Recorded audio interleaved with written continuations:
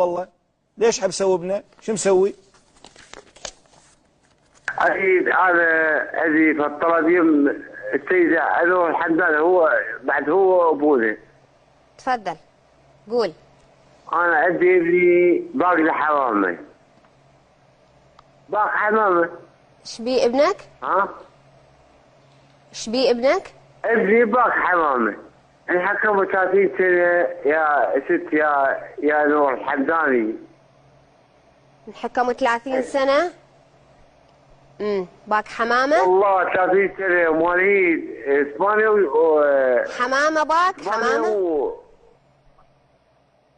حمامة اي والتاج الرجال ديوها وحكم القاضي 30 القاضي سنة حكم رئيس القضاء مال البصرة 30 سنة. والله يا اخويا متت والله متت والله متت والله متت. لا تبكي لا تبكي. الحمامة 30 سنة. ابو حسان. نعم.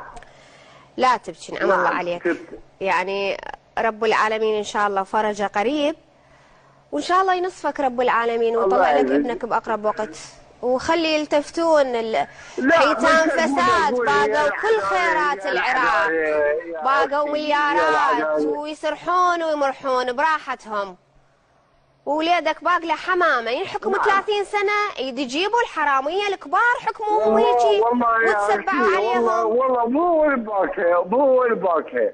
ها نبوهم. استاذ الرجال المهندس هو رجل قال له سيد القاضي انا مهندس مو بطيرتي مهندس طول راحت غيرها. والله حكم 30 سنه عادل بياحي هسه رئيس القضاء بالبصره. الحداني هو ابوي هو اخوي. اي والله يا اختي يا اختي.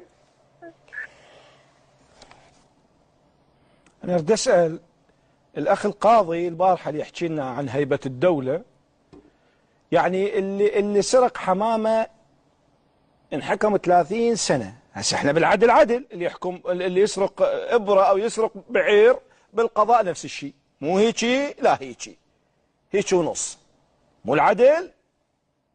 بس اللي يسرق حمامة تحكمه 30 سنة يا عدل يا مغمض يا نايم يا أعور يا أعمى، هيك نريد نقول. أعمى، العدل عندنا أعمى، والقضاء عندنا أيضا بعض أطرافه عميان وفاسد حرامي شيخ الدواعش، يطلع يعترف بعظمة لسانه انه ياخذ رشوة، من الباحة اليوم القضاء ساكت، عود هسه يقول لك كتلة بدر، يقول لك كتلة بدر شوية انجرح احساسه، قالت وراح نقول له ليش قلت علينا كنا فاسدين؟ هي هاي راح يسووها؟